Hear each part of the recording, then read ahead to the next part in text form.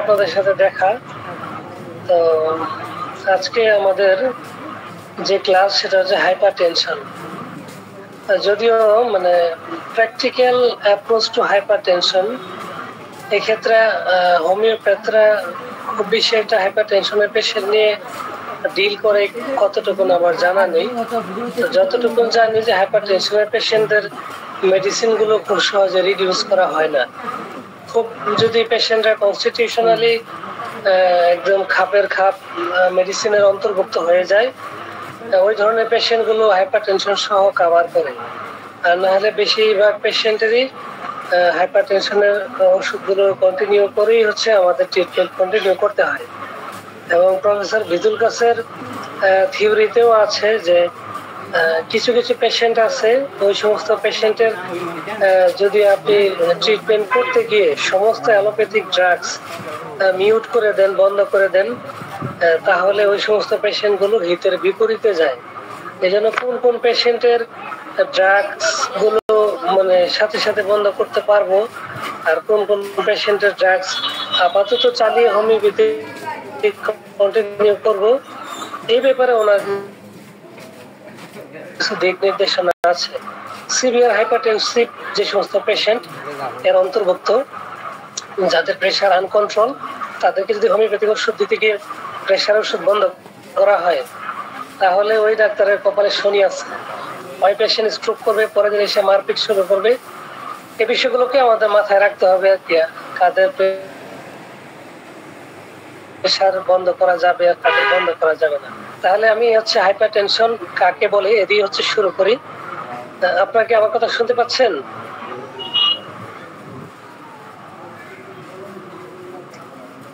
আমার কথা শোনা যাচ্ছে কি? হ্যাঁ, শোনা যাচ্ছে, শোনা যাচ্ছে। আচ্ছা, আমি হচ্ছে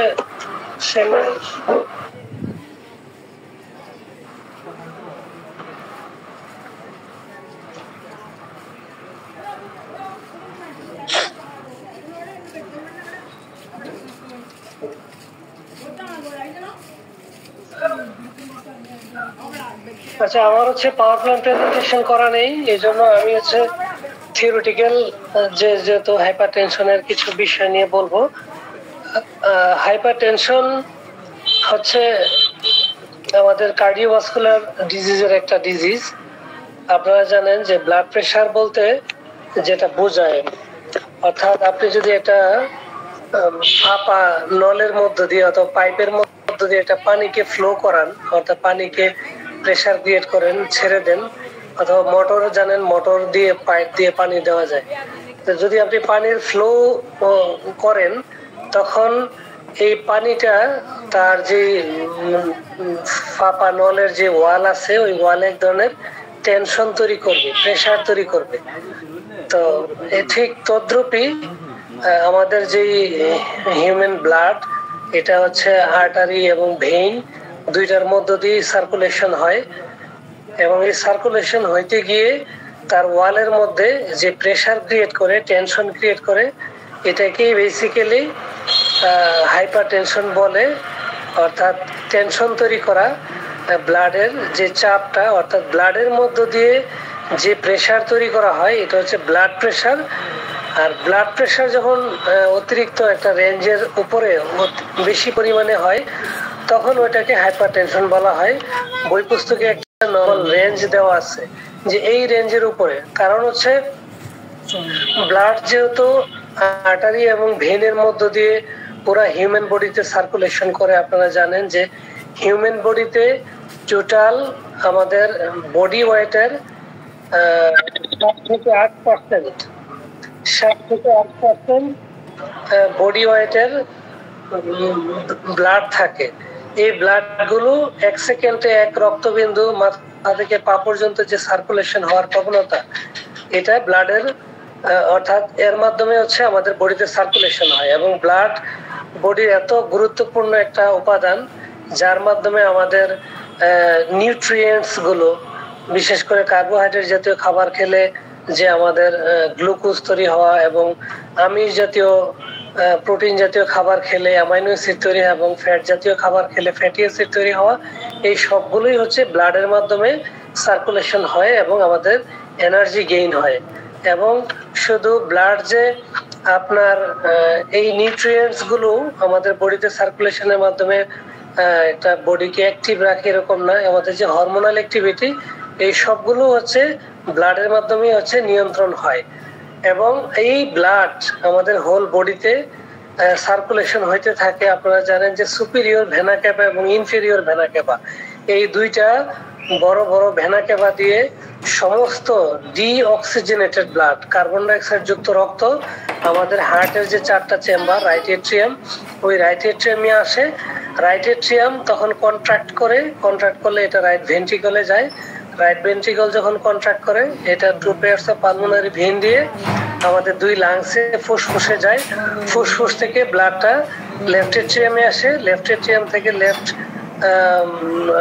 ভেন্ট্রিকল, এবং ওই ভেন্ট্রিকল থেকে সে যখন কন্ট্রাক্ট করে আর্চ অফ অ্যাওর্টা হয়ে, অ্যাবডোমিনাল অ্যাওর্টা হয়ে সমস্ত অর্থাৎ বডির উপরে এবং নিচে হোল বডিতে ব্লাড সার্কুলেশন হয়।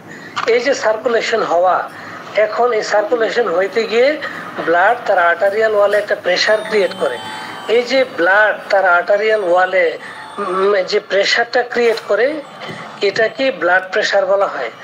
আর এই ব্লাড প্রেসার যখন তার নর্মাল রেঞ্জ থেকে বেড়ে যায় তখন এটাকে হাই ব্লাড প্রেসার বা হাইপারটেনশন বলে। যখন ব্লাড প্রেসার তার নর্মাল রেঞ্জ থেকে কম সার্কুলেশন করে, প্রেসার ক্রিয়েট করে, তখন এটাকে হাইপোটেনশন অর্থাৎ নিম্ন রক্তচাপ বলা হয়ে থাকে। এই হচ্ছে ব্লাডের সার্কুলেশন এবং ব্লাড প্রেসার। ব্লাড তার আর্টারিয়াল ওয়ালে যে প্রেসার ক্রিয়েট করে এটি হচ্ছে ব্লাড প্রেসার। এখন আমরা হচ্ছে সংজ্ঞা নিব যে হাইপারটেনশন কাকে বলে। হাইপারটেনশন হচ্ছে হাইপারটেনশনের ডেফিনেশন যদি আমি বলি, অর্থাৎ persistent raise of arterial blood pressure above the normal range, অর্থাৎ ব্লাড একটা সুনির্দিষ্ট মাত্রায় তার বডিতে প্রেসার ক্রিয়েট করবে, সেটা হচ্ছে নর্মাল ব্লাড প্রেসার। আপনারা জানেন যে নর্মাল ব্লাড প্রেসার হচ্ছে 120/80, অর্থাৎ 120/80 মিলিমিটার অফ মার্কারি, এটা হচ্ছে ব্লাড প্রেসারের নর্মাল রেঞ্জ। এখন যাদের ব্লাড প্রেসার বেশি হয় তাদের ক্ষেত্রে এটা হয় যে পারসিস্টেন্সি থাকে, অর্থাৎ কোনো পেশেন্টের যদি কন্টিনিউলি 140/90 মিলিমিটার অফ মার্কারি, অর্থাৎ 140/90 আপ যদি কারো কোনো পেশেন্টের ব্লাড প্রেসার হয়ে থাকে এবং কন্টিনিউ এই প্রেসারটা পেশেন্টের মধ্যে সার্ভাইভ করে, তখন এটাকে বলা হয় হাই ব্লাড প্রেসার। অর্থাৎ এই ক্ষেত্রে দুইটা জিনিস, 140 হচ্ছে সিস্টোলিক ব্লাড প্রেসার এবং 90 হচ্ছে ডায়াস্টোলিক, অর্থাৎ 90 আপ হচ্ছে ডায়াস্টোলিক ব্লাড প্রেসার। অর্থাৎ 140-র উপরে এবং 90-র উপরে যদি কোনো পেশেন্টের থাকে এটাই হচ্ছে হাই ব্লাড প্রেসার। এখানে দুইটা বিষয় বলা হয় যে সিস্টোলিক প্রেসার হচ্ছে 140 আর ডায়াস্টোলিক প্রেসার হচ্ছে আপনার 90 আপ। এখন প্রশ্ন হইতে পারে যে সিস্টোলিক প্রেসার কোনটা, ডায়াস্টোলিক প্রেসার কোনটা? সিস্টোলিক প্রেসার হচ্ছে যে আমাদের যে ব্লাড আপনার কিছুক্ষণ পূর্বে আমি বলেছি যে সুপিরিয়র ভেনা ক্যাপা এবং ইনফেরিয়র ভেনা ক্যাপা, এই দুইটা ভেনা ক্যাপা দিয়ে বডির সমস্ত রক্ত উপর থেকে নিচ থেকে সমস্ত রক্ত রাইট এট্রিয়ামে আসে। হার্টের যে চেম্বার, 4টা চেম্বারের মধ্যে 2টা এট্রিয়াম থাকে, 2টা ভেন্ট্রিকল থাকে। Right atrium right ventricle, left atrium left ventricle. তো রাইট এট্রিয়ামে যখন ব্লাডটা আসে এই ব্লাডটা কন্ট্রাক্ট করার পরে এই ব্লাড সজোরে, এই যে ব্লাডটা সজোরে কন্ট্রাক্টের সময় সজোরে যায়, এই ব্লাড প্রেসারটাকে ধরা হয় সিস্টোলিক প্রেসার। এবং ব্লাড যখন সজোরে বের হয় তারপরে যে ব্লাডটা অর্থাৎ রিল্যাক্স মোডে যখন ব্লাডটা আর্টারিয়াল ওয়ালে প্রেসার ক্রিয়েট করে বা আর্টারিয়াল ওয়াল দিয়ে যায়, তখন ওইটাকে বলা হয় diastolic relaxation hour, diastolic pressure. তো এই সিস্টোলিক এবং ডায়াস্টোলিক এই দুইটা প্রেসার হচ্ছে আমরা কাউন্ট করি। সিস্টোলিক প্রেসার নরমালি হচ্ছে 120, ডায়াস্টোলিক প্রেসার নরমালি হচ্ছে 80। একটা নর্মাল বডিতে 120/80 হচ্ছে নর্মাল ব্লাড প্রেসার এখন হাইপার টেনশন কোনো পেশেন্টের হইতে গেলে তার ব্লাড প্রেশারটা 140 আপ এবং 140/90 আপ যখন হবে তখন এটাই হচ্ছে হাইপার টেনশন বা হাই ব্লাড প্রেশার। এতটুকু পর্যন্ত কারো কোনো কোশ্চেন আছে?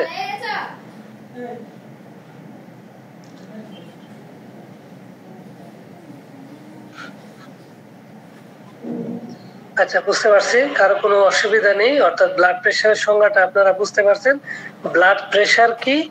ব্লাড প্রেশারের নরমাল রেঞ্জ 120/80 এবং হাইপার টেনশন বা হাই ব্লাড প্রেশারের সংজ্ঞাটা আপনারা জানছেন। এখন প্রশ্ন হচ্ছে যে হাই ব্লাড প্রেশার কাদের হয়ে থাকে,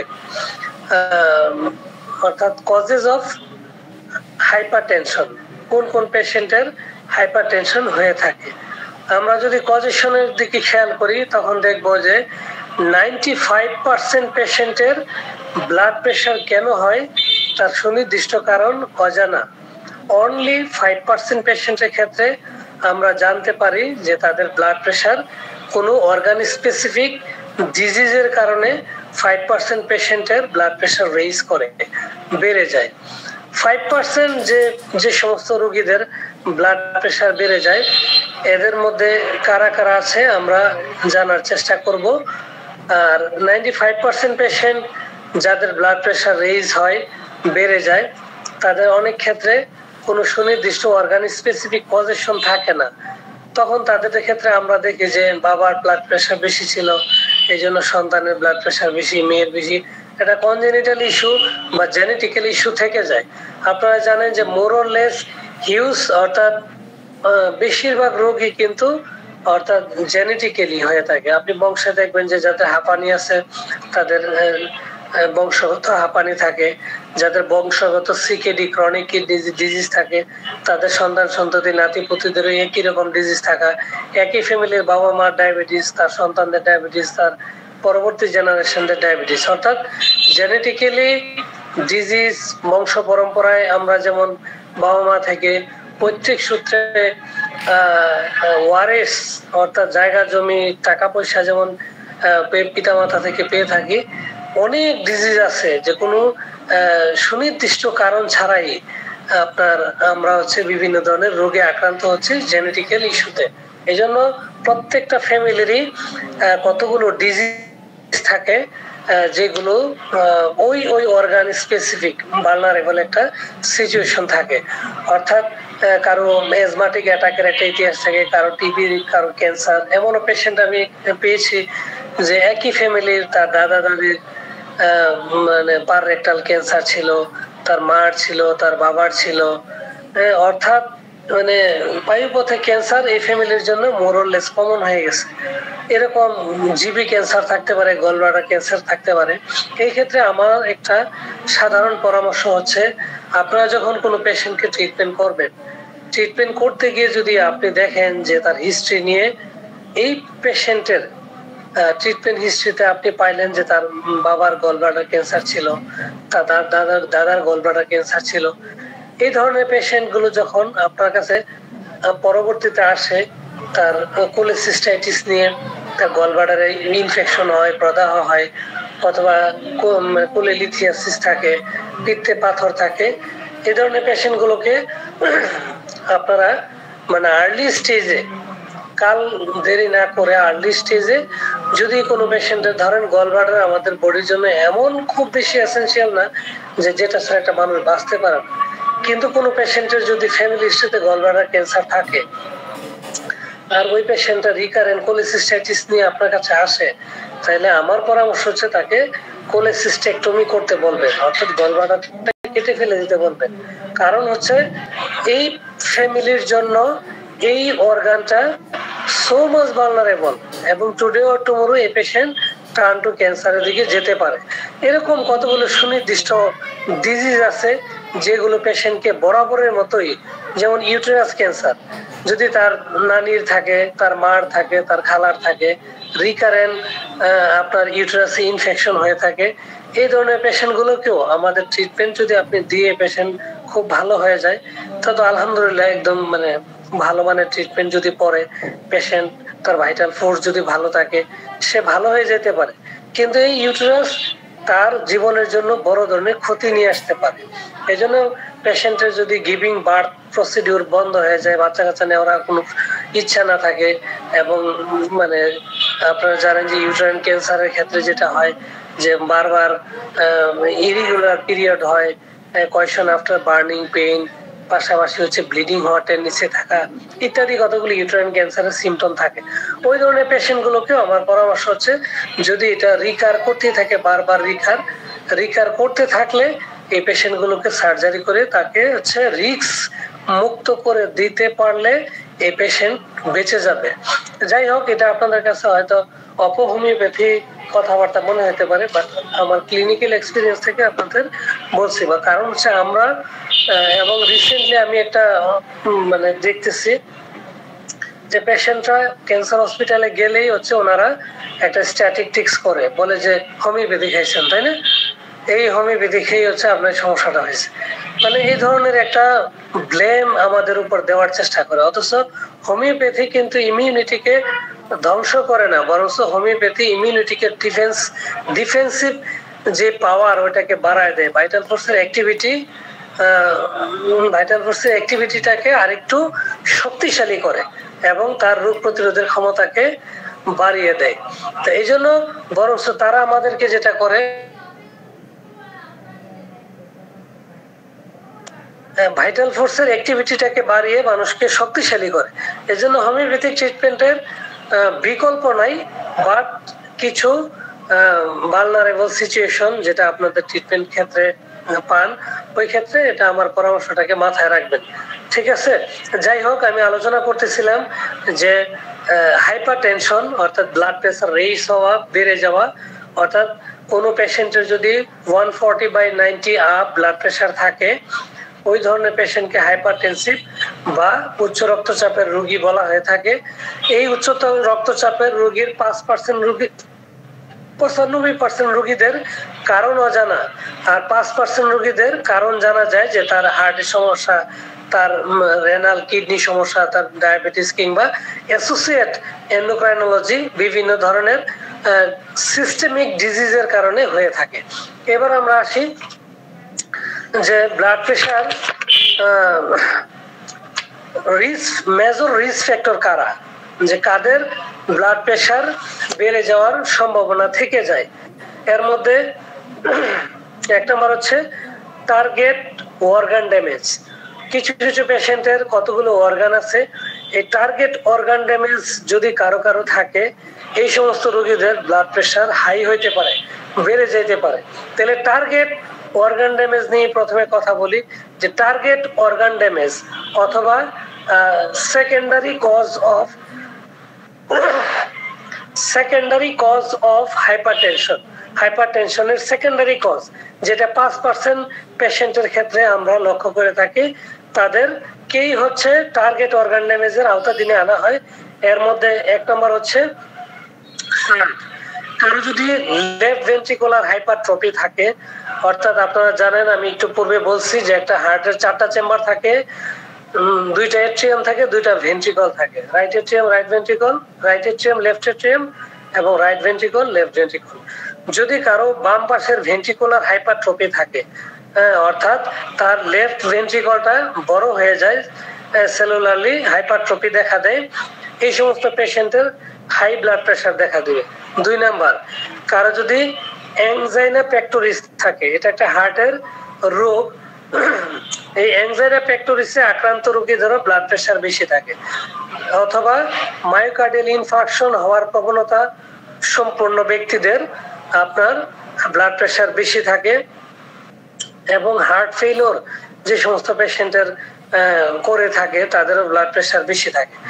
ব্রেনের কতগুলো রোগী আছে, যেমন স্ট্রোক যারা করে, একটা পর্যায়ে এমন হয় যে হাইপারটেনশনের কারণে পেশেন্ট স্ট্রোক করতে পারে, অথবা পূর্বে স্ট্রোক করছে, তাদেরও আপনার ব্লাড প্রেশার অর্থাৎ হাইপারটেনশনের রিস্ক ফ্যাক্টরে থাকে, অথবা ক্রনিক কিডনি ডিজিজ, বিশেষ করে যাদের কিডনি ডিজিজে আক্রান্ত থাকে, অর্থাৎ সিকেডির পেশেন্ট, ক্রনিক কিডনি ডিজিজের রোগী, তাদের ব্লাড প্রেশার বেশি থাকবে।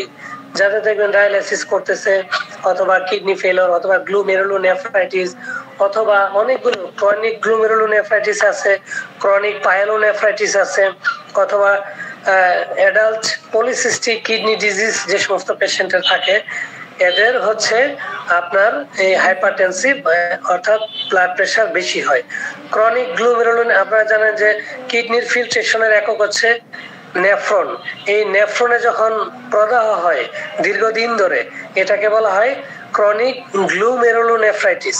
এটা একটা ডিজিজ কিডনির, তাদের ব্লাড প্রেশার বেশি হবে। পাইলোনেফ্রাইটিস হইতে পারে। ডায়াবেটিক নিউরোপ্যাথি, যে সমস্ত পেশেন্টের ডায়াবেটিস আছে এবং ডায়াবেটিস অত্যাধিক হওয়ার কারণে তার হচ্ছে পেরিফেরিয়াল নিউরোপ্যাথি দেখা দেয়, অর্থাৎ তার হাত পা ঝিমঝিম করে। অর্থাৎ আপনারা জানেন যে আমাদের হার্ট থেকে ব্লাড সার্কুলেশন হয়, আর এই সার্কুলেশন হার্ট থেকে আমাদের ব্রেন এবং পায়ের পাতা, আঙ্গুলের মাথা, এই সব জায়গায় রক্তের সার্কুলেশন হইতে থাকে। এটাকে বলা হয়। এবং ওই যদি এই সার্কুলেশনের ঘাটতি হয়, তখন আমাদের হাতে টিংলিং সেন্সেশন হতে পারে, অসার ভাব, নামনেস, এটা ঝিমঝিম ভাব হইতে পারে। এটাকে বলা হয় পেরিফেরিয়াল নিউরোপ্যাথি। আর এই পেরিফেরিয়াল নিউরোপ্যাথি আপনারা ডায়াবেটিস রোগীদের ক্ষেত্রে বেশি পাবেন। এটাকে বলা হয় ডায়াবেটিক নিউরোপ্যাথি। এই ডায়াবেটিক নিউরোপ্যাথিতে আক্রান্ত পেশেন্টেরও হাইপারটেনশন বা ব্লাড প্রেশার রেইজ করে। ঠিক আছে। তারপরে হচ্ছে রেনাল আর্টারিয়াল স্টেনোসিস। আপনারা জানেন যে কিডনিতে ব্লাড সার্কুলেশন হয়। এই কিডনিতে যে আর্টারি দিয়ে ব্লাড সার্কুলেশন হয়, ওই সার্কুলেশনের আর্টারিগুলো যদি সরু হয়ে আসে, স্টেনোসিস হয়ে আসে, চিকন হয়ে আসে, তখন এটাকে বলা হয় আপনার রেনাল আর্টারি স্টেনোসিস। এই সমস্ত পেশেন্টেরও আপনার ব্লাড প্রেশার বেড়ে যাবে, অর্থাৎ ব্লাড প্রেশার বৃদ্ধি পাবে। এগুলো হচ্ছে আপনার অর্গান স্পেসিফিক ডিজিজ, যার কারণে ব্লাড প্রেশার বেড়ে যায়।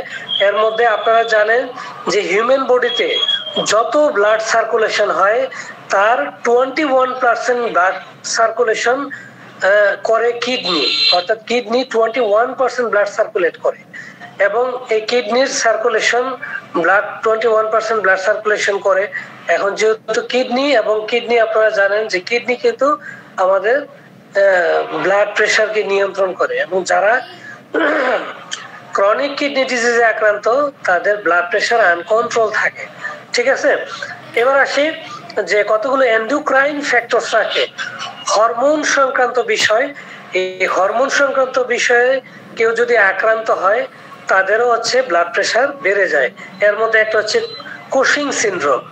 কুশিং সিনড্রোম হচ্ছে এক ধরনের ডিজিজ যেখানে আপনি দেখবেন যে পেশেন্টের আপনার মানে ঘাড় চেহারা ফুলে যাবে, একেবারে মুন ফেস হবে, এদিকে সয়েলিং থাকতে পারে, পেটটা বডিটা অনেক বড় হবে এবং হাত পা গুলো চিকন হয়ে যাবে। এবং এই ধরনের পেশেন্টগুলোর ব্লাড প্রেশার বেড়ে যায়। এই কুশিং সিনড্রোমে আক্রান্ত পেশেন্টগুলোরও হচ্ছে এটা একটা হরমোনাল ইমব্যালেন্স, যার কারণে হচ্ছে পেশেন্টের হাইপারটেনশন ডেভেলপ করে। তারপরে হচ্ছে হাইপোথাইরয়েডিজম, হাইপারথাইরয়েডিজম, অর্থাৎ থাইরয়েড গ্ল্যান্ডের যে T3 T4 এবং ট্রাইআয়োডোথাইরক্সিন, এইগুলো যে সিক্রেশন হয় আমাদের থাইরয়েড হরমোনগুলো, এইগুলোর যদি অ্যাক্টিভিটি অর্থাৎ অনেক কমে যায়, অর্থাৎ হাইপোথাইরয়েডিজম হওয়া বা হাইপারথাইরয়েডিজম হওয়া, উভয় ক্ষেত্রের পেশেন্টদেরই আপনি ব্লাড প্রেশার রেজ পেতে পারেন, অর্থাৎ হাইপারটেনশন থাকতে পারে। এবং কতগুলো ড্রাগস আছে, ড্রাগস যেমন অ্যালকোহল কনজিউমার যারা আছে, যারা খুব বেশি অ্যালকোহল টেকিং করে, তাদেরও হচ্ছে হাইপারটেনশন ডেভেলপ করতে পারে। এছাড়া ওরাল কন্ট্রাসেপটিভ পিল, আমাদের ফ্যামিলির মানুষরা, মা বোনেরা, আমাদের ঘরের মানুষেরা অনেক সময় কন্ট্রাসেপটিভ পিল, যে ওরাল কন্ট্রাসেপটিভ যেটাও ওসিপি, এই ওরাল কন্ট্রাসেপটিভ পিল যারা গ্রহণ করে তাদেরও ব্লাড প্রেশার বেড়ে যাওয়ার একটা সম্ভাবনা থেকে যায় বা ব্লাড প্রেশার বেড়ে যেতে দেখা যায়। এবং যারা নিয়মিত করে স্টেরয়েড গ্রহণ করে, স্টেরয়েড আপনারা জানেন যে কিছু কিছু ডিজিজ আছে যাদেরকে স্টেরয়েড না গ্রহণ করলে পরে তাদের সমস্যাটা বেড়ে যায়, যেটা অ্যালোপ্যাথিক মতে। অর্থাৎ আপনারা জানেন যে রিউমাটয়েড আর্থ্রাইটিসের পেশেন্ট যারা মেথোট্রেক্স নামক একটা ড্রাগস আছে, ওইগুলো যদি তারা না নেয় তাদের হাতগুলো জয়েন্টগুলো স্টিফনেস চলে আসে এবং তারা ধরতে পারে না, সোয়ান নেক সিনড্রোম দেখা দেয়, আঙ্গুলগুলো বাঁকা হয়ে যায় হাঁসের মাথার মতো। তো এরকম কতগুলো ডিজিজ আছে যারা সবসময় হচ্ছে স্টেরয়েডের ট্রিটমেন্টের, এবং যারা হচ্ছে সিওপিডিতে ভোগে, ক্রনিক অবস্ট্রাকটিভ পালমোনারি ডিজিজ, তারা দেখা গেছে রেগুলার করে ইনহেলার নিচ্ছে অথবা এমন কতগুলো ড্রাগ খাচ্ছে যেগুলো স্টেরয়েড, মানে one kind of life saving drug. In critical situation allopath doctors use this drugs. যেমন অনেক বেশি শ্বাসকষ্ট হইলে আপনারা জানেন যে সাধারণত নর্মালি উইন্ডোর ব্লাস্ট দিয়ে আপনার হচ্ছে লাংসটাকে ক্লিয়ার করা হয়, গ্যাস নেওয়া হয়। অনেক সময় বডি কর্ড ইউজ করে, ওই বডি কর্ড এক ধরনের স্টেরয়েড। এরকম অনেকগুলো স্টেরয়েড আছে যেগুলো আমাদের অ্যালোপ্যাথিক চিকিৎসকরা র্যান্ডমলি ব্যবহার করে থাকে। এই সমস্ত স্টেরয়েড যারা র্যান্ডমলি বিভিন্ন ডিজিজের ক্ষেত্রে নিয়ে থাকে তাদেরও হচ্ছে আপনার হাইপারটেনশন ডেভেলপ করতে পারে বা ডেভেলপ করে। তারা হচ্ছে সেকেন্ডারি হাইপারটেনসিভ যে কজেশন, অর্থাৎ 5% মানুষের মধ্যে এরাও এদের অন্তর্ভুক্ত পড়ে। এছাড়া আপনারা জানেন যে প্রেগনেন্সিতেও ব্লাড প্রেশার বেড়ে যায়, যেটাকে আমরা বলি যে প্রি এক্লাম্পসিয়ার সিমটম তৈরি হওয়া। অর্থাৎ আপনারা জানেন যে প্রেগনেন্সিতে ব্লাড প্রেশার বেড়ে যায়। যারা প্রি এক্লাম্পসিয়ার পেশেন্ট হয় তাদের ক্ষেত্রে দেখবেন যে তার ব্লাড প্রেশার 140/90 আপ হয়ে যায়, তার বডিতে পানি চলে আসে এবং খুব দ্রুত ওজন বেড়ে যায়। এই তিনটা সাইন হচ্ছে আপনার প্রি এক্লাম্পসিয়ার পেশেন্ট। এবং এক্লাম্পসিয়া যদি কোনো পেশেন্টের হয়ে যায় তাহলে কিন্তু সাধারণত প্রি এক্লাম্পটিক শিয়ার যে সমস্ত মহিলা থাকে তাদের কিন্তু বাচ্চা নষ্ট হওয়ার একটা বেশ প্রবণতা থাকে।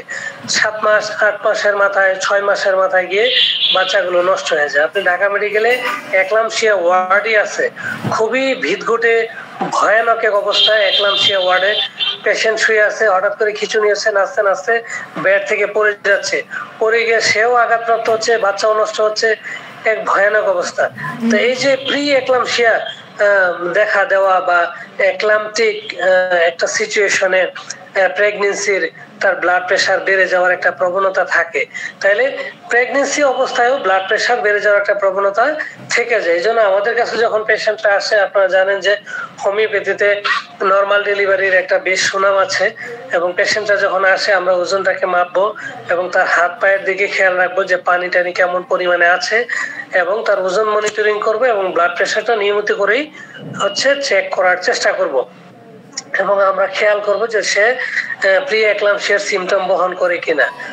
এবং এই ধরনের প্রি এক্লাম্পসিয়ার পেশেন্ট গুলা কিন্তু অনেক সময় খুব ইজিলি কন্ট্রোল করা যায় না, নিয়ন্ত্রণ করা যায় না। তখন এই কিছু কিছু পেশেন্টকে আমাদের গাইনোকোলজিক্যাল ওয়ার্ডে রেফার করতে হয়। এই জন্য উই আর ডক্টর, আমরা আসলে ব্যবসা করার জন্য বসি নাই। যে পেশেন্ট আমার আওতাধীনের বাইরে চলে যাবে তাকে রেফার করে দেওয়াই হচ্ছে একজন উপযুক্ত ভালো মানের ডক্টরের নীতি এবং ভালো মানের ডক্টরের কাজ। এজন্য আমাদেরকে ডিজিজ বুঝতে হবে এবং ডিজিজ বুঝে তার উপযুক্ত ট্রিটমেন্ট করতে হবে। যদি কোনো পেশেন্টকে আমার আওতাধীনে না রাখতে পারি তাকে যথোপযুক্ত সময় মতো তাকে রেফার করে দিয়ে তার ট্রিটমেন্ট আমাদেরকে করতে হবে। ঠিক আছে? তাহলে প্রেগনেন্সিতেও ব্লাড প্রেশার বেড়ে যাওয়া যেতে পারে, এটাও হচ্ছে তারাও রিস্ক ফ্যাক্টরের মধ্যে থাকে।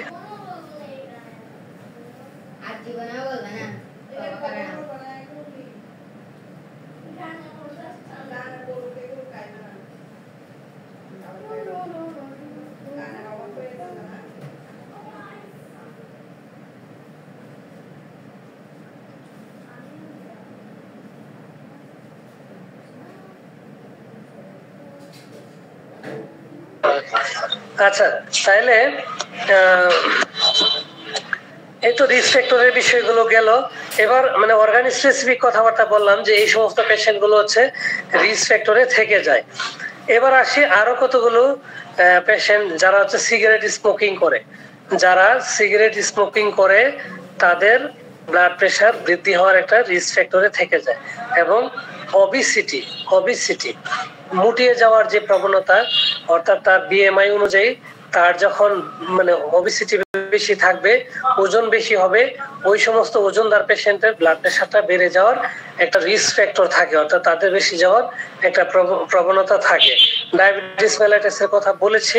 এবং বয়স ব্লাড প্রেশার বৃদ্ধির একটা ফ্যাক্টর। সাধারণত 55 থেকে 65, বিশেষ করে পুরুষদের ক্ষেত্রে 55 এবং 65, এটা যে কোনো বয়সী কিন্তু আমরা লক্ষ্য করতেছি, এখন আর বই পুস্তকের ভাষায় নাই।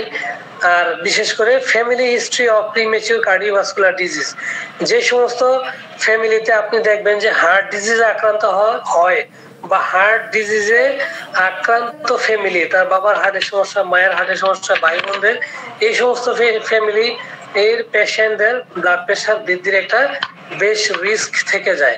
ঠিক আছে, তো এই হচ্ছে রিস্ক ফ্যাক্টর যারা ব্লাড প্রেশারে আক্রান্ত হওয়ার প্রবণতা থেকে যায়, বা কতগুলো অর্গান স্পেসিফিক ডিজিজ, যে ডিজিজ গুলো পেশেন্টের বডিতে ডেভেলপ করলে অ্যাসোসিয়েট সিমটম হিসাবে হাইপারটেনশন ডেভেলপ করে।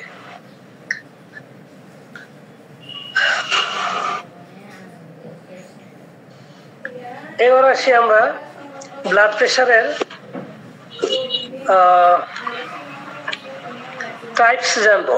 কয় ধরনের ব্লাড প্রেশার হইতে পারে, অর্থাৎ ব্লাড প্রেশার কত ধরনের ব্লাড প্রেশার হতে পারে। কোন বইতে ব্লাড প্রেশার বলছে যে 3 রকম হইতে পারে। 3টাই ধরে নেওয়া যায়, কারণ যেটা নর্মাল ব্লাড প্রেশার, এটার রেঞ্জ তো আপনারা জানেন। বলেন তো একজন যে নর্মাল ব্লাড প্রেশারের রেঞ্জ কত?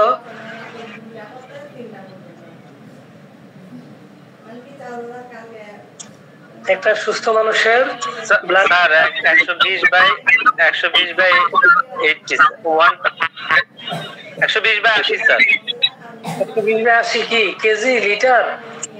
একক বলতে হবে। একক যদি না বলেন তাহলে কমপ্লিট হবে না। একক বলেন, কে বলবেন? কমপ্লিটলি বলেন।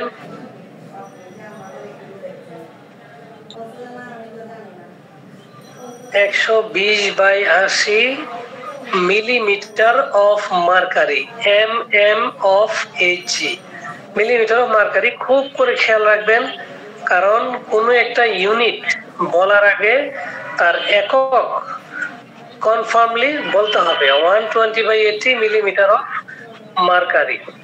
জি, ধন্যবাদ। এবার আমরা আসি যে ব্লাড প্রেশার, আমরা ব্লাড প্রেশারের টাইপসের যাওয়ার আগে আমরা ব্লাড প্রেশারের ক্লিনিক্যাল ফিচারটা জেনে নেই, যে ব্লাড প্রেশারের ক্লিনিক্যাল ফিচার কি, অর্থাৎ তাদের কি কি সিমটম আমরা ব্লাড প্রেশার পেশেন্টদের ক্ষেত্রে আমরা পাবো। এক্ষেত্রে বলছে যে it may be asymptomatic and is detected in routine examination। অনেক রোগীদের ক্ষেত্রে আপনি যেটা লক্ষ্য করবেন যে তার পেশেন্ট বলতে পারে না তার যে ব্লাড প্রেশার বেড়ে গেছে, অথবা সে জানে না, অ্যাসিম্পটোমেটিক থাকতে পারে, অর্থাৎ সিমটম না দিয়ে। কিন্তু আপনি যদি রুটিন এক্সামিনেশন করেন, রুটিন এক্সামিনেশনের মধ্যে আপনারা জানেন যে আমি 1 বছর আগে মনে ক্লাস করাইছিলাম যে একটা পেশেন্ট যখন আমাদের কাছে আসে তখন তার 24টা পরীক্ষা করতে হয়। এর মধ্যে যেটা হয়, এটার মধ্যে ব্লাড প্রেশার আছে, তার সায়ানোসিস আছে কিনা, তার ব্লাড প্রেশার কেমন, তার স্ট্রেচার কেমন, তার হাইট কেমন, এই ইত্যাদি ইত্যাদি, প্রায় 24টা, কোলিনাইকিয়া, লিউকোনাইকিয়া, তারপরে অ্যানিমিয়া, জন্ডিস, সায়ানোসিস, ক্লাবিং ইত্যাদি দেখা হয়ে থাকে। তো ওই ক্ষেত্রে মানে ব্লাড প্রেশারটা একটা রুটিন এক্সামিনেশন। যখন আমরা পেশেন্টের ব্লাড প্রেশারটা চেক করব তখন দেখবো যে পেশেন্টের আপনার কি কি সিমটম থাকে। এর মধ্যে 1 নম্বর সিমটম হচ্ছে রোগী বলবে যে আমার মাথা ব্যথা করে, আমার মাথাটা কেমন করতেছে, এটা ব্যথা ব্যথা করতেছে। নাম্বার 2, আমার কেমন যেন ডিজিনেস, এটা তন্দ্রাচ্ছন্ন ভাব, কেমন যেন লাগতেছে, মাথা ঝিঝি করতেছে, চোখ খুলতে পারতেছি না, এটা ডিজিনেস ভাব, এটা তন্দ্রাচ্ছন্ন ভাব।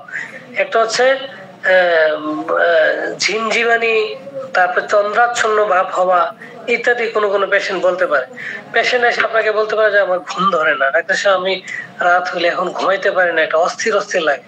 এই পেশেন্টের ব্লাড প্রেশারটা আপনি চেক করে দেখবেন যে কি অবস্থায় আছে।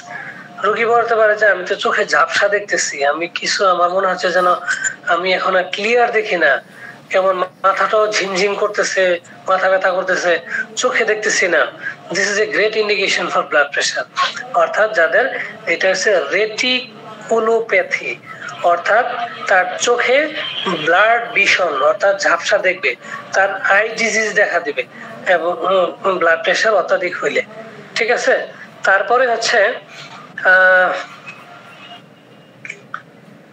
features of complications such as heart failure, cardiovascular disease and renal failure. তিনটা ডিজিজের কথা বলছে, যদি কোনো পেশেন্টের রেনাল ডিজিজ, কার্ডিওভাস্কুলার ডিজিজ এবং রেনাল ফেইলর, কিডনি ফেইলর যদি থাকে, এই তিন পেশেন্টের আপনি দেখবেন যে ব্লাড প্রেশার বেশি থাকবে বা অ্যাসোসিয়েট সিমটম, তাদের এই ডিজিজের সাথে হাইপারটেনশন থাকবে। তাহলে এক্ষেত্রে আমরা যেটা বললাম আপনাদেরকে যে চার পাঁচটা সিমটম বলছি। এক নম্বর হচ্ছে মাথা ব্যথা, দুই নম্বর হচ্ছে ঝিমঝিম ভাব, তিন নম্বর হচ্ছে ঘুম ঘুম ভাব, চার নম্বর হচ্ছে ঘুম হবে না, পাঁচ নম্বর হচ্ছে চোখে ঝাপসা দেখবে।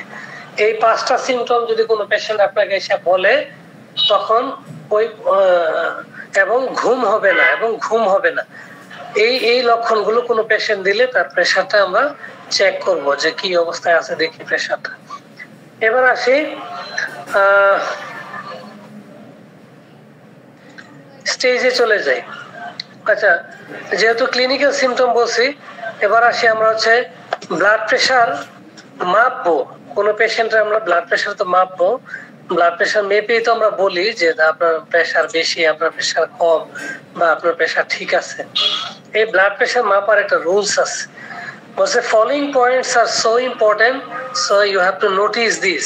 Number one, a single reading is not sufficient to detection hypertension or to declaration the patient is hypertensive. কোনো পেশেন্টের একবার ব্লাড প্রেশার মেপে তাকে আপনি ঘোষণা দিবেন না যে আপনার প্রেশার বেশি বা আপনি প্রেশারের রোগী। প্রেশার বেশি এটা তো বলবেনই, কিন্তু প্রেশারের রোগীকে কনফার্ম করতে হলে একবারের ব্লাড প্রেশার মেপে এটা সাফিসিয়েন্ট না। At least 3 readings in different times should be taken to the level of hypertensive. অর্থাৎ রোগীকে কমস কম 3 বার ব্লাড প্রেশার মাপবেন, মেপে তারপরে বলবেন যে আপনার 3 বারের রিডিং প্রেশার 140/90 এর বেশি, আপনার ব্লাড প্রেশার বেশি, এটাকে কন্ট্রোল করতে হবে এনি হাউ। ঠিক আছে, ট্রিটমেন্ট নিয়ে ব্লাড প্রেশার কন্ট্রোল করতে হবে, অথবা নিয়মিত হেঁটে ব্লাড প্রেশার কন্ট্রোল করতে হবে, অথবা এমন কতগুলো খাবার আছে যে খাবারগুলো খেলে ব্লাড প্রেশার বেড়ে যেতে পারে, ওই খাবারগুলো আপনি অ্যাভয়েড করবেন, অর্থাৎ তাকে আপনি সাজেস্ট করবেন। Number 2, blood pressure should be measured at least 5 minutes after the patient has taken rest comfortably in sitting or supine position. Very important. একটা পেশেন্ট 10 মিনিট হেঁটে আপনার কাছে আসছে, ডাক্তার সাহেব দেখেন তো আমার প্রেশারটা, মাথা ব্যথা কেমন করতেছে, অস্থির লাগতেছে, ঘুমাইতেছে না। আপনি সাথে সাথে প্রেশার মাপলে ওই পেশেন্টের প্রেশার বেশি পাবেন। তাকে বলতে হবে আসছেন, স্থির হয়ে 5 মিনিট বসেন, 10 মিনিট বসেন, মিনিমাম 5 মিনিট তাকে বসাবেন। বসার পরে সে যখন স্থির হবে তখন আপনি তার প্রেশার মাপবেন। আপনারা জানেন যে কোনো পেশেন্ট যদি মানসিক অস্থিরতা থাকে, কোনো দুর্ঘটনায় পতিত হয়, ধরেন একটা মানুষ অ্যাক্সিডেন্ট করে আসলো, গাড়ি থেকে হঠাৎ করে পড়ে গেছে, পাটা ছিলে গেছে, এখন যদি আপনি তার প্রেশার মাপেন তাহলে তো প্রেশার বেশি পাবেন। একটা মানুষ দৌড়ে আসছে তো তার বডিতে এমনিতে হার্ট বিট বাড়ায় দিছে, বারবার কন্ট্রাকশন করতেছে, রিল্যাক্সেশন কন্ট্রাকশন রিল্যাক্সেশন, এই যে রিপিটেডলি কন্ট্রাকশন এন্ড রিল্যাক্সেশন, এর দ্বারা তো পেশেন্ট কন্ট্রাকশন রিল্যাক্সেশনের দ্বারা তার সিস্টোলিক এবং ডায়াস্টোলিক প্রেশার খুব বেশি দেখাবে। তো ওই পেশেন্টের ব্লাড প্রেশার ধর্তব্য নয়। তাহলে তাকে কি করতে হবে, আসছে তাকে স্থিরভাবে বসাইতে হবে, তারপরে ব্লাড প্রেশার মাপতে হবে। এটা আমাদেরকে মাথায় রাখতে হবে। নাম্বার 3 হচ্ছে blood pressure should be measured at least 30 minutes after smoking or coffee ingestion. কোনো পেশেন্ট যদি সিগারেট পান করে আসে তাহলে বলতে হবে যে আপনাকে আধা ঘন্টা পরে এসে আমার কাছে প্রেশারটা মাপতে হবে, অথবা ব্লাড প্রেশারটা বলতে হবে যে সিগারেট পান করবেন না তখন এসে মেপে যাবেন, অথবা কফি পান করার আধা ঘন্টা পরে, কারণ কফিতে ক্যাফেইন থাকে যেটা ব্রেনকে স্টিমুলেট করে। তখন ব্রেন যখন স্টিমুলেট হয় তখন হার্টের বিট ওঠানামা করতে পারে, বাড়তে পারে, কমতে পারে। এটার উপর ব্লাড প্রেশার বেশি করে বেড়ে যাওয়ার সম্ভাবনা আছে, এতে করে আপনার ব্লাড প্রেশার বেশি আসতে পারে। এবং কিছু কিছু পেশেন্টকে আপনি যেটা পাবেন যে অপারেশন থিয়েটার যাওয়ার আগে, হসপিটালে যাওয়ার আগে, ডাক্তারের কাছে যাওয়ার যখন যে যায়, সে গেলে পরে তার ব্লাড প্রেশার মাপা হয়, ব্লাড প্রেশার বেশি, বাসায় আসছে ব্লাড প্রেশার কম। সো এটাকে বলা হয় white coat hypertension. when the blood pressure is recorded in a doctor's chamber, there may be a transient raise in blood pressure in a normal individual. This is called white cot hypertension. বাসায় থাকলে normal, ডাক্তারের কাছে গেলে তার heartbeat বেড়ে যায়, ধুকধুকানি বেড়ে যায়, ব্লাড প্রেশার বেড়ে যায়। অপারেশন থিয়েটারে পেশেন্টকে নিতে পারে না অত্যাধিক হাইপারটেনশনের কারণে। এবং আপনারা জানেন যে কোনো পেশেন্টের যদি ব্লাড প্রেশার বেশি থাকে তার সিজার করা হয় না, তার অপারেশন করা হয় না। অপারেশন করা হয় না তার মানে এই না যে অপারেশন করে না, তাকে হচ্ছে এই যে অ্যান্টি হাইপারটেনসিভ যে ড্রাগ, ওই ড্রাগ দিয়ে তাকে স্থির করা হয়, তারপর অপারেশন করা হয়। যদি ব্লাড প্রেশার অধিক রেখে অপারেশন করতে যায় তাহলে কি হবে বলেন তো দেখে, কি হতে পারে?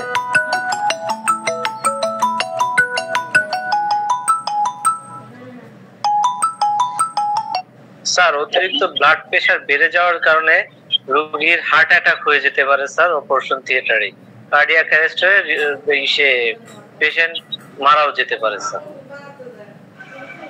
সুন্দর বলছেন, এটা একটা হইতে পারে। আবার হচ্ছে অপারেশন যে করবে, করলে তো আর্টারি গুলো কাটা যাবে না, আর্টারি গুলো কাটতে হবে। আর্টারি গুলো যদি কাটে আর ব্লাডের ফোর্স প্রেশার বেশি থাকে তাহলে ব্লিডিং বেশি হবে। ব্লিডিং বেশি হইতে হইতে পেশেন্ট আপনার এনিমিক হয়ে মারাও যেতে পারে, অথবা তারে মানে ব্লাড ইমার্জেন্সি সাপোর্ট দিয়ে কুলাইতেও না পারে। আপনারা জানেন যে প্রত্যেকটা সিজারই কিন্তু বলে যে আপনারা ব্লাড গ্রুপ অনুযায়ী ডোনার রেডি রেখেন, কিন্তু ম্যাক্সিমাম সিজারেই কিন্তু ব্লাড লাগে না। কিন্তু যদি লাগে, ওই যে পেশেন্ট হাইপারটেনসিভ হয়ে যায়, তখন তার ব্লাড প্রেশার কন্ট্রোল করা যায় না, তখন প্রচুর পরিমাণে ব্লিডিং হয়, তখন তাকে আবার পুনরায় ব্লাড দিয়ে ওটাকে কাভারেজ করা হয়। এই হচ্ছে বিষয়। তো এই বিষয়গুলো আমাদের মাথায় রাখতে হবে। এবং ব্লাড প্রেশার যখন আমরা মাপবো তখন পেশেন্টকে এমন ভাবে মানে বসিয়ে তার হাতটাকে, অর্থাৎ তার হার্ট বরাবর রাখতে হবে, তার হার্ট বরাবর রাখতে হবে, হার্ট বরাবর, ঠিক আছে? অর্থাৎ বেশি নিচে রেখে ব্লাড প্রেশার মাপা যাবে না। ব্লাডটা বুক বরাবর, তার হাতটা যেন, আমরা যে যেমন পেশেন্ট আমাদের পাশে বসে, যে আমাদের বাম পাশে পেশেন্ট বসে, দেখি আপনার পেশেন্টটা দেখি সে টেবিলের উপর হাত রাখে। সবসময় যে আমরা টেবিলের উপর হাত রাখতে পারি এরকম না। বৈশা যখন ব্লাড প্রেশার মাপবেন বাসা বাড়িতে খাটের মধ্যে, তখন নিচে বালিশ দিয়ে একটু হাতটাকে উঁচা করে নিতে হবে, ঠিক আছে? আর যখন শুয়ে ব্লাড প্রেশার মাপে তখন শুয়ে থাকা অবস্থায় তার হার্টের কাছাকাছি লেভেলে থাকে, ওইটার জন্য অত অসুবিধা হয় না। এই হচ্ছে বিষয়, ব্লাড প্রেশার মাপার ক্ষেত্রে কিছু বিষয় আপনাদেরকে বলতেছি। আরেকটা বিষয় হচ্ছে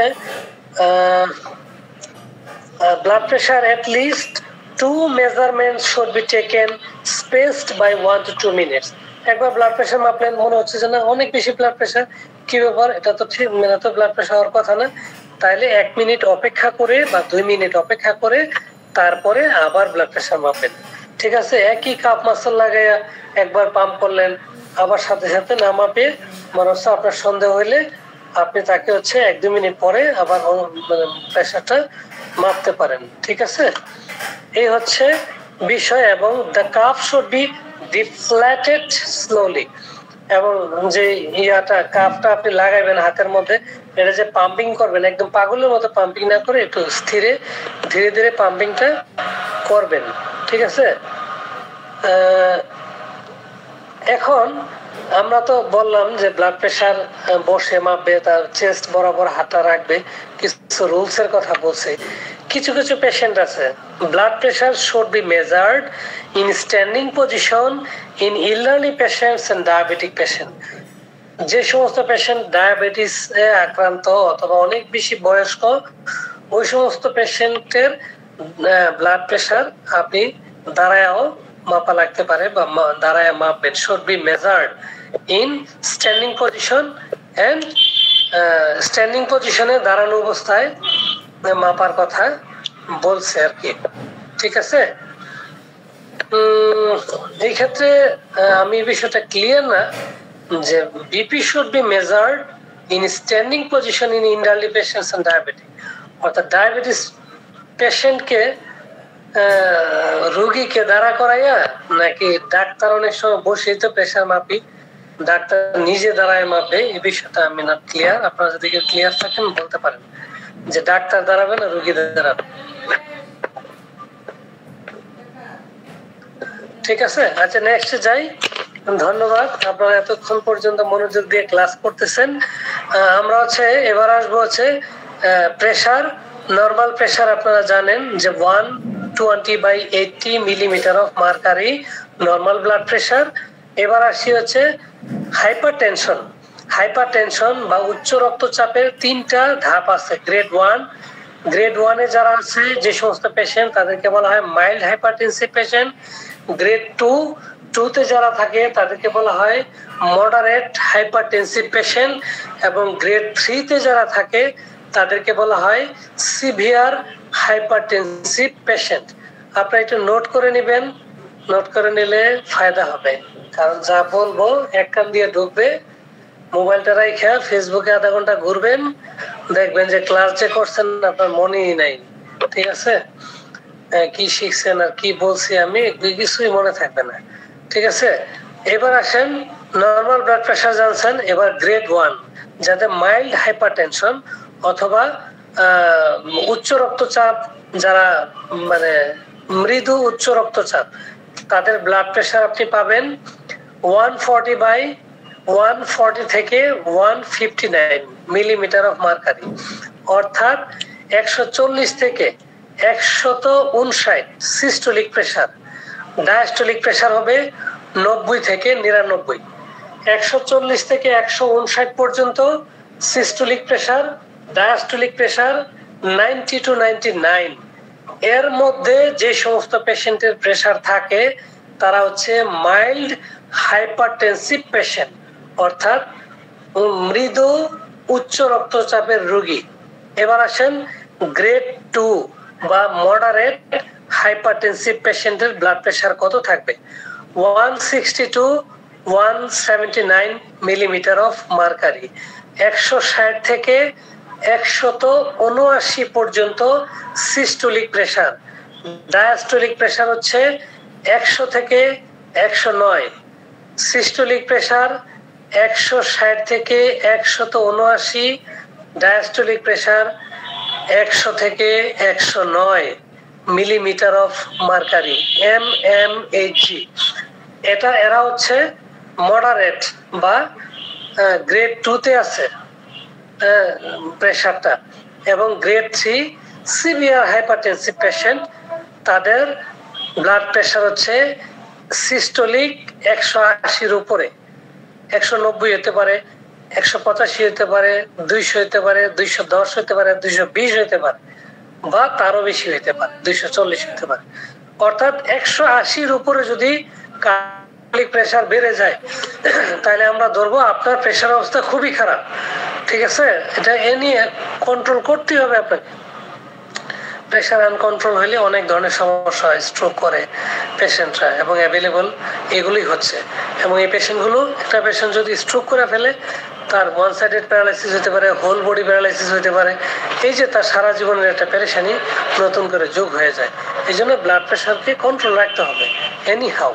ঠিক আছে, এনি হাউ দ্বারা আমি বুঝাচ্ছি হোমিওপ্যাথিক চিকিৎসা করে প্রেশার কন্ট্রোল করতে পারলে করবেন, না করতে পারলে এই রোগীকে বিপদে ফেলাবেন না।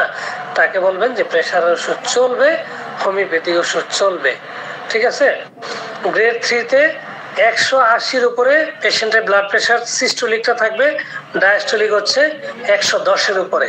এই 180-র উপরে আর 110-এর উপর সিস্টোলিক ডায়াস্টোলিক প্রেশার যদি হয়, ওই পেশেন্টের প্রেশার অবস্থা খুবই বাজে, তার প্রেশার অনেক বেশি, এনিহাও তাকে কন্ট্রোল করতেই হবে।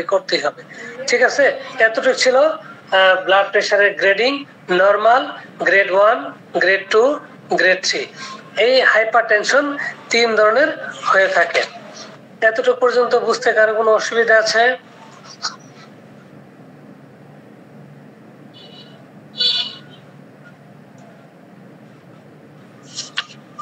আপনারা কি আছেন, দেশে আছেন, কেউ শুনতেছেন? জি স্যার, শুনতেছি স্যার, আপনার ক্লাস মনোযোগ দিয়ে শুনতেছি। অন্যরা কিছুই বলে না, কারণ আসলে কি বুঝতেছেন? আমি চিল্লে বুঝতেছি না স্যার। আসসালামু আলাইকুম স্যার। ওয়ালাইকুম আসসালাম। জি মামুন মোল্লা স্যার। জি স্যার, আজকে আমাদের তো ক্যাম্পেইন কালকে শেষ হয়েছে, আমি আজকে যে এখন ঢাকায় এসে পৌঁছালাম। আচ্ছা, আমি আগামী সপ্তাহ ক্যাম্পেইনে যাওয়ার নিয়ত করছি, আল্লাহ যদি তৌফিক দেয়। আমিন। তাইলে মোটামুটি আমরা বুঝতেছি স্যার। জি ধন্যবাদ। তাহলে আমরা এতক্ষণে আলোচনায় যা জানলাম যে ব্লাড প্রেশার মানে আমাদের রক্ত তার আর্টারিয়াল ওয়ালে যে প্রেশার ক্রিয়েট করে, এটাকেই ব্লাড প্রেশার বলে। রাজনৈতিক প্রেশার, বিএনপির প্রেশার, জামাতের প্রেশার, আওয়ামী লীগের প্রেশার, মানে হ্যাঁ যে প্রেশার ক্রিয়েট করে এটারে তাদের প্রেশার বলে। ব্লাডে এসে আপনার রক্তে যে প্রেশার ক্রিয়েট করে এটারে ব্লাড প্রেশার বলে, সংক্ষেপে বলে বিপি। আর যে মেশিন দিয়ে করি আমরা এটাকে বলে বিপি মেশিন। তো ব্লাড প্রেশার মাপার যন্ত্র দিয়ে আমরা ব্লাড প্রেশার মাপি। এই ব্লাড প্রেশারের নর্মাল রেঞ্জ হচ্ছে 120/80 মিলিমিটার অফ মার্কারি। যদি এটা 120/80 অর্থাৎ ক্রস করে 140-এর উপরে আর 90-এর উপরে থাকে, তাহলে ওইটাকে বলা হয় হাই ব্লাড প্রেশার। এই হাই ব্লাড প্রেশার 3 ধরনের, গ্রেড 1, গ্রেড 2, গ্রেড 3। গ্রেড 1-এ হচ্ছে 140 থেকে 159 সিস্টোলিক, 90 থেকে 99 ডায়াস্টোলিক। গ্রেড 2-তে 160/179 সিস্টোলিক, ডায়াস্টোলিক হচ্ছে 100 থেকে 109। আর গ্রেড 3 যার অবস্থা খুবই খারাপ, আজকে রোগী দেখবো না, ওকে। তো গ্রেড 3 হচ্ছে 180-এর উপরে, ওদিকে 110-এর উপরে। সামারি করতেছি আমি। 5% রোগীর কারণ জানা যায়। যারা প্রেসারে আক্রান্ত, তাদের কিডনি ডিজিজ থাকে, তাদের এন্ডোক্রাইন হরমোনাল ডিজিজ থাকে, তাদের রেটিকুলোপ্যাথি থাকে, তাদের ড্রাগ সংক্রান্ত কতগুলো সমস্যা থাকে, alcohol, oral contraceptive pill, steroid ইত্যাদি ইত্যাদি। প্রেগন্যান্সি ইস্যুতে ব্লাড প্রেশার বেড়ে যেতে পারে। বলছিলাম যে সিগারেট খাইলে, তারপর হচ্ছে যারা মোটা মানুষ তাদের ব্লাড প্রেশার বেশি থাকে, যাদের ডায়াবেটিস থাকে, বয়স একটা ফ্যাক্টর, ফ্যামিলি যদি ডায়াবেটিস থাকে এটা একটা ফ্যাক্টর। তারপরে বলেছিলাম যে তার লক্ষণ হচ্ছে মাথা ঘোরানো, ঝিমঝিম ভাব, তো একটা তন্দ্রাচ্ছন্ন ভাব, ঘুম ক্লিয়ার না হওয়া এবং তার চোখে ঝাপসা ঝাপসা দেখা। এই ধরনের পেশেন্টের এবং হার্ট ফেলিওর, কার্ডিওভাস্কুলার ডিজিজ এবং রেনাল ফেলিওর যাদের থাকে তাদের এরকম হতে পারে। আর বলছিলাম যে 3টা গ্রেড থাকে, এই 3টা গ্রেডের কথা আপনাদেরকে বলছি। এবার বলি যে আমরা ব্লাড প্রেশারকে কতগুলো পরীক্ষা নিরীক্ষার মাধ্যমে ব্লাড প্রেশারটাকে নিয়ন্ত্রণ মানে জানতে পারি যে তার ব্লাড প্রেশারের অবস্থা। ইনভেস্টিগেশন ইন হাইপারটেনশন, আমরা এই ধরনের পেশেন্ট গুলাকে আমরা ফিজিক্যাল এক্সামিনেশন করে ব্লাড প্রেশার মেপে একটা বিষয় জানতে পারি। আর কতগুলো পরীক্ষা আছে, রুটিন এক্সামিনেশন আছে, যেমন আমরা তাকে দিতে পারি ইউরিন এক্সামিনেশন দিতে পারি, অর্থাৎ ইয়ার পরীক্ষা, অর্থাৎ কি বলে ইউরিনের যে টেস্টটা দিয়ে থাকি আমরা নরমালি স্যার, ইউরিন আর এমই, রুটিন মাইক্রোস্কোপিক এক্সামিনেশন বা ইউরিনারি রুটিন এক্সামিনেশন। আর তারপর হচ্ছে ব্লাডের ইউরিয়াটা দিতে পারি, ক্রিয়েটিনিনটা কেমন আছে, এগুলোকে রুটিন এক্সামিনেশন বলে। অর্থাৎ আপনারা জানেন যে ক্রিয়েটিনিনটা কেন দিব, কারণ কিডনি তার এফেক্টেড কিনা এটা জানার জন্য, কারণ সেরাম ক্রিয়েটিনের মাধ্যমে কিডনি কতটা অ্যাক্টিভ আছে এটা জানা যায়। তারপর হচ্ছে সেরাম ইলেকট্রোলাইটস, তার সোডিয়াম পটাশিয়ামের লেভেলটা দেখতে হবে, কারণ আপনারা জানেন যে এন্ডোক্রাইন ডিজিজের মধ্যে কুশিং সিনড্রোম একটা ডিজিজ আছে, যেখানে পেশেন্টের হচ্ছে কনস সিনড্রোম নামক একটা ডিজিজ আছে, যেখানে পেশেন্টের পটাশিয়াম লেভেল কমে যায়। অর্থাৎ এই জন্য আমরা হচ্ছে সেরাম ইলেকট্রোলাইটস পরীক্ষাটা দিব। ব্লাড সুগারটা তো অবশ্যই দেখবো, কারণ হচ্ছে যাদের ডায়াবেটিস আছে তাদেরও প্রেশার বেড়ে যায়, তাহলে আমরা এফবিএস অথবা আরবিএস, ফাস্টিং ব্লাড সুগার অথবা র্যান্ডম ব্লাড সুগার অথবা জিটিটি যেটা বলে গ্লুকোজ টলারেন্স টেস্ট দিতে পারি, লিপিড প্রোফাইল দিতে পারি। তার মানে হাই কোলেস্ট্রলের পেশেন্টদের ব্লাড প্রেশার বেড়ে যায়, ওই ক্ষেত্রে তার এইচডিএল এলডিএলটা কেমন আছে, ট্রাইগ্লিসারাইডটা কেমন আছে, ওইটা জানার জন্য হচ্ছে লিপিড প্রোফাইল দিব। তারপরে এক্সট্রা চেস্ট দিব, তার কার্ডিওমেগালি আছে কিনা ওইটা জানার জন্য, এবং ইসিজি করাবো, ইলেকট্রোকার্ডিওগ্রাম করাবো। কারণ হচ্ছে আপনারা জানেন যে যাদের কার্ডিওভাস্কুলার ডিজিজ বা হার্টের ডিজিজ থাকে তাদের ব্লাড প্রেশার বেশি হওয়ার পসিবিলিটি থাকে।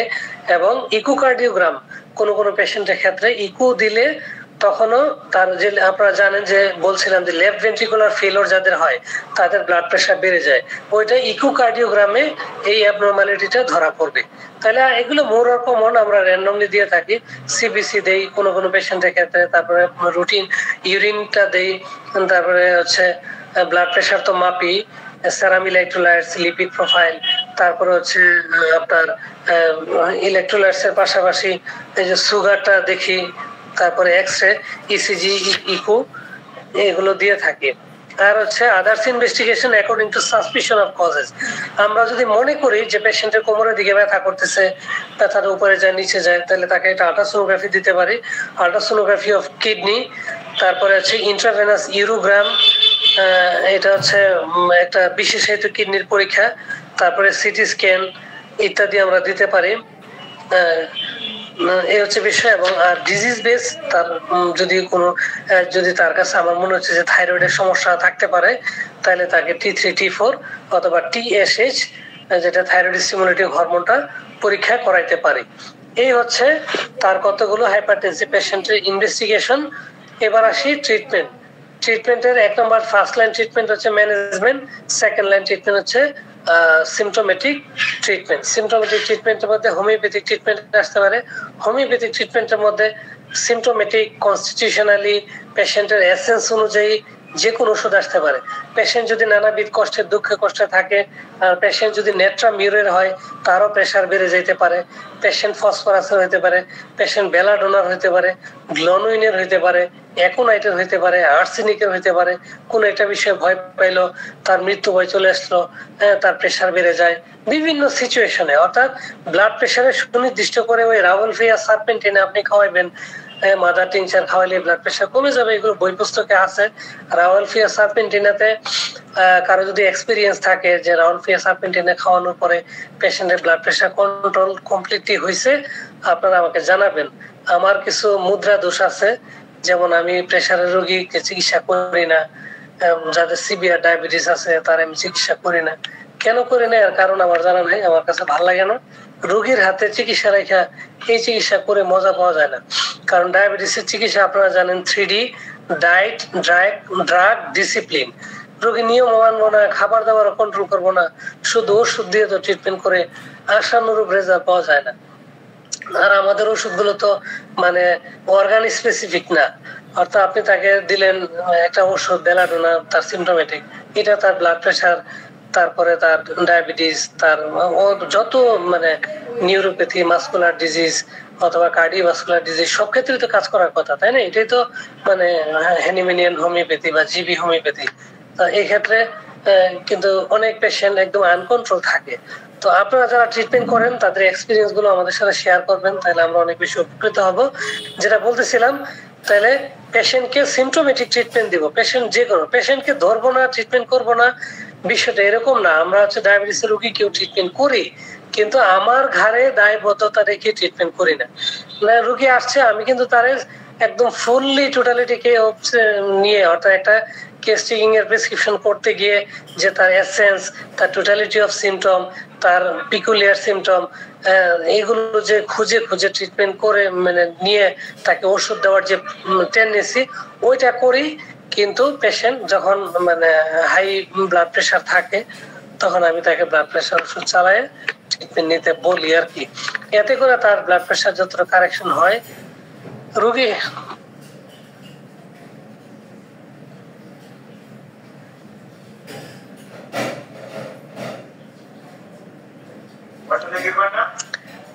দশটা থেকে একটা ফোন দিয়ে আসবেন। তো যেটা বলতেছিলাম এই হচ্ছে বিষয় সিমটোমেটিকের কথা, আর হচ্ছে জেনারেল মেজার্স কতগুলো আপনি রুলস তাকে বলে দিবেন, যেহেতু সে প্রেসারের। নাম্বার 1 হচ্ছে সল্ট রেস্ট্রিকশন, তাকে বলবেন যে আপনি ভাতের সাথে এক্সট্রা লবণ খাবেন না।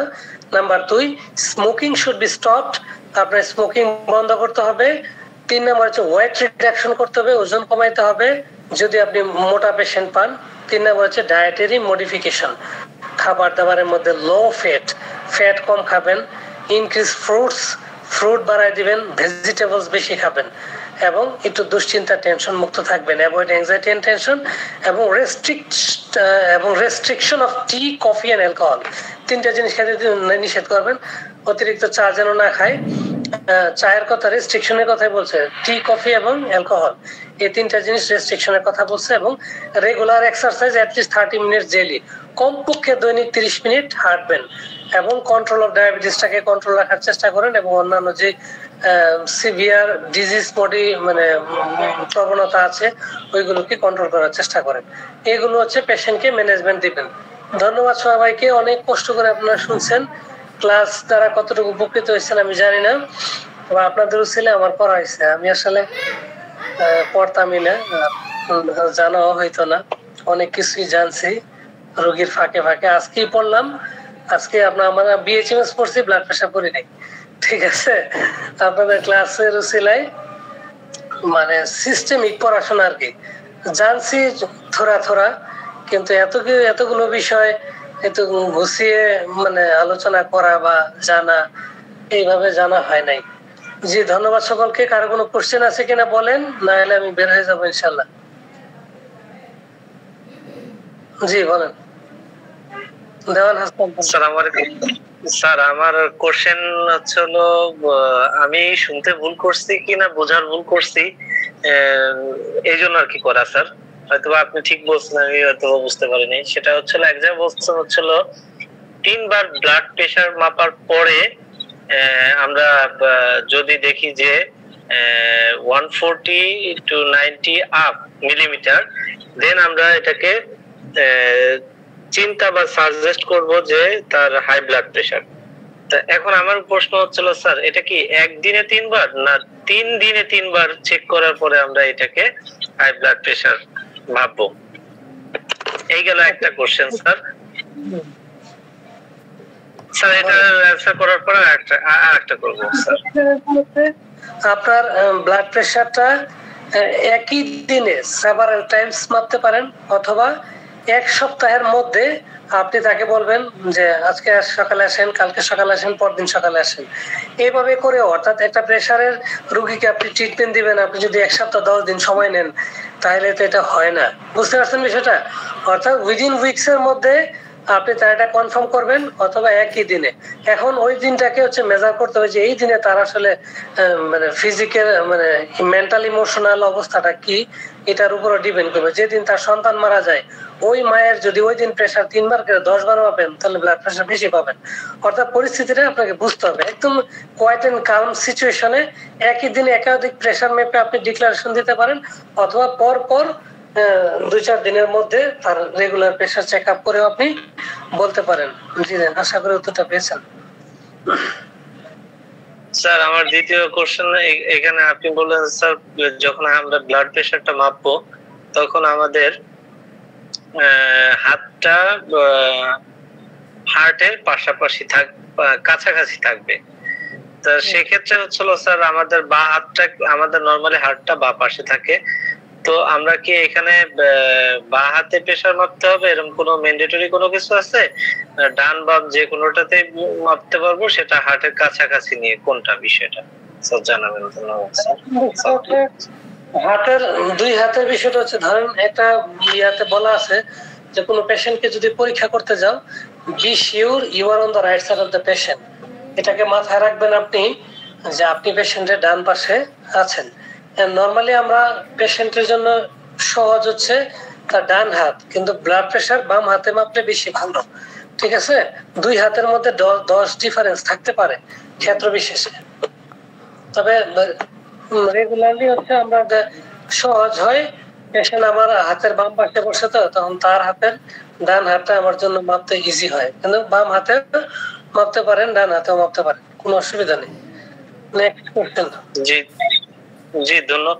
না স্যার, যদি 10 ডিফারেন্স হইতে পারে সেক্ষেত্রে তো স্যার আমরা যেটা অ্যাকুরেট আসবে সেটাকেই চিন্তা করবো স্যার।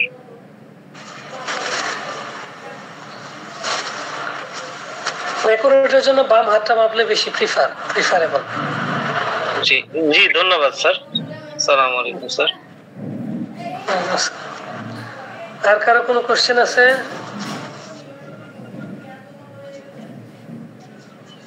আচ্ছা ঠিক আছে, তাহলে আজকের মতো বিদায় নিয়ে নেই। আর 14 দিনের আগে ক্লাস দিবেন না, ঠিক আছে? আবার 14 দিন পরে ইনশাআল্লাহ একটা। জি স্যার, আপনার 14 দিন পরে স্যার একটা ক্লাস আছে স্যার। ঠিক আছে, যদি মানে পারিবারিক অবস্থা ভালো থাকে। জি ধন্যবাদ স্যার। আপনি স্যার আমাদের অনেক সুন্দর করে স্যার এই হাই ব্লাড প্রেশারটা বোঝানোর জন্য আপনাকে অসংখ্য ধন্যবাদ স্যার। স্যার নেক্সট ক্লাস হওয়ার আগ পর্যন্ত দোয়া করি স্যার, আপনি আল্লাহর কাছে দোয়া করি আপনি সুস্থ থাকেন স্যার। আমাদের মাঝে সবাই একটু দোয়া করেন। হ্যাঁ, স্টেজ 4 আছে, খুব কষ্ট করতেছে, এর দোয়া চাই। আসসালামু আলাইকুম স্যার।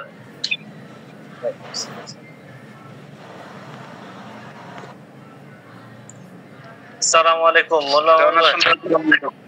আপনি কোথায় এসে উঠছেন আগে? আছি আলহামদুলিল্লাহ। আপনি কোথায় এসে উঠছেন আগে সেটা বলেন। আপনি ঢাকায় আসছেন, আপনি জানান নাই, এটা কেমন হয়ে গেল না? এই মাত্রই আমি আসলাম, এসে ক্লাসে ঢুকছি। তা আপনি ঢাকায় কোথায় এসে উঠছেন আগে সেটা বলেন। আমি যে এসে আসছি ওই যে জিগাতলা। জিগাতলা কোথায়, কার বাসায়? এই যে জিগাতলা হাউজিং না কি বলে, স্বপ্নডাঙ্গা হাউজিং। তার একটু কষ্ট করেন, চলে আসেন আমার বাসায়, চলে আসেন, ক্যান্টনমেন্টে আসেন।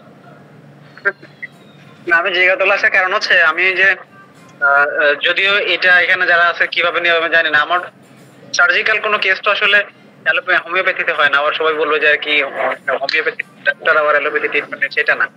আমারও এই চোখের একটা সার্জারি হয়েছিল মোটামুটি প্রায় 3 বছর হয়ে যাচ্ছে, তো একটু প্রবলেম এখনো রয়ে গেছে মনে হচ্ছে। তো এটাই আমি এখানে যে সার্জন ছিল বাংলাদেশ আই হসপিটালে, ওনার কালকে একটু পরামর্শ নেবো আর কি। তো যেহেতু জিগাতলার ধানমন্ডি 32-27 পাশাপাশি, এজন্য এই কাছাকাছি আসলাম আর কি। তো সকালে চলে যেতেন, সকালে ধরে রাখতেন না, আসেন।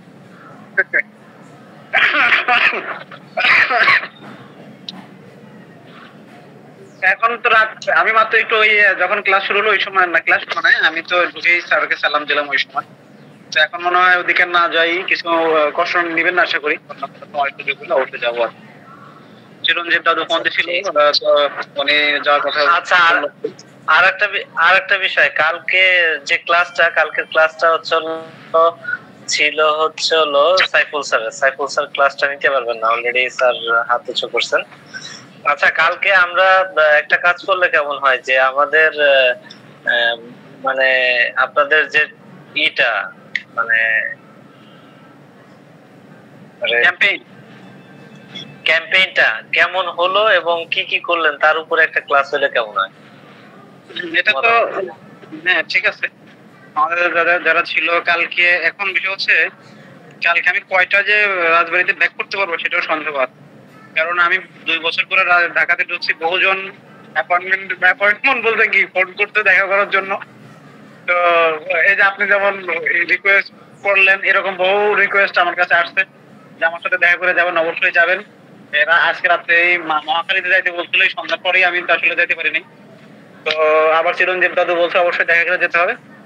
আসলে কয়টায় আমি ফিরতে পারবো সেটা জানি না, ওই ক্লাস নিলে ভালোই হয়। আমি তবে এখানে যারা আছে দেলোয়ার স্যার, তারপর হচ্ছে আমাদের নাসির স্যার, এই দুজন যারা হচ্ছে আরো আমাদের ওই যে জান্নাতি মা আপু আছে, তারপরে আমাদের যারা আছে এদের সাথে একটু কমিউনিকেশন করলে ভালো হয়। কারণ দেখা যাচ্ছে যে আপনি ক্লাস দিলেন, দেখা গেল দেলোয়ার স্যারের ক্লাস থাকবে অন্য জায়গায়, তো দেলোয়ার স্যার না থাকলে তো আসলে মানে ম্যানেজমেন্টটা সঠিকভাবে হবে না। কারণ যেহেতু উনি বলতে গেলে যেখানে বড় একটা অংশ ছিল। তবে আপনারা অন্তত কিছু ফটো দেখছেন আসলে আমাদের ক্যাম্পেইনটা কেমন ছিল, তো আশা করি যে কেমন লাগছে আমি জানি না, তবে আমরা আমাদের যথাসাধ্য চেষ্টা করছি আর কি। না না না, ক্যাম্পেইনটা অনেক সুন্দর ছিল, আমি মিস করে ফেলছি আর কি, আমার কপাল ভালো না। সামনের সপ্তাহে সম্ভবত আমাদের আরেকটা টিম যেতে পারে, দেখা যাক এখন কি হয় আর কি। না আমি যে একটু শারীরিক ভাবে অসুস্থ, তো এই জন্য আর আমি করতে চাচ্ছি না। আমাদের বাসা, আমার ফ্যামিলি বাড়ি চলে গেছে, কিন্তু আমি যাইনি, যেতে পারিনি। আমাদের রতন কুন্ডু স্যার শুনতে পাচ্ছেন? শ্রদ্ধেয় রতন কুন্ডু স্যার, আমার কথা শুনতে পাচ্ছেন কিনা? হ্যাঁ শুনতে পাচ্ছি, সব শুনছি, বলেন। ক্যাম্প করেছেন আরেঞ্জ করবেন সবকিছু।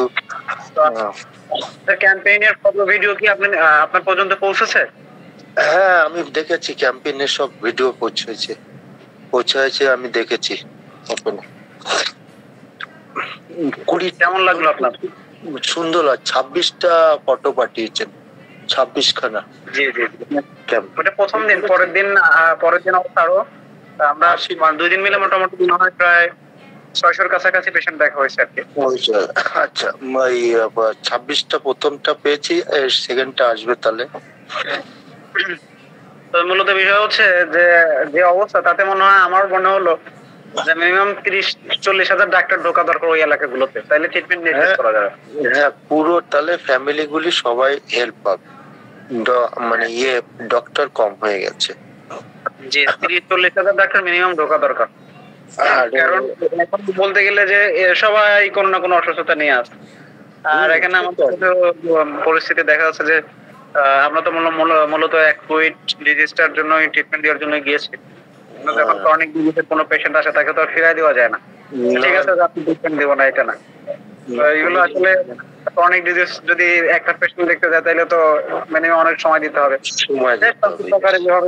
আমাদের যতটুকু সাধ্য ছিল ততটুকু দিয়েছি, আল্লাহ কবুল করুক আমাদের এই প্রচেষ্টা, এটাই সব। সুন্দর হয়েছে, ভালো হয়েছে। আর আমি আমার ইয়েটা পেয়ে গেছেন তো? হ্যাঁ আপনি টাকা পাঠিয়েছেন, আপনার ওই ইন্ডিয়া থেকে ওই টাকাটা আমরা এখনো খরচ করিনি। আশা করছি যে আমাদের এখন এই ক্যাম্পেইন থেকে মোটামুটি মনে হয় 15-16 হাজার টাকা বাঁচবে।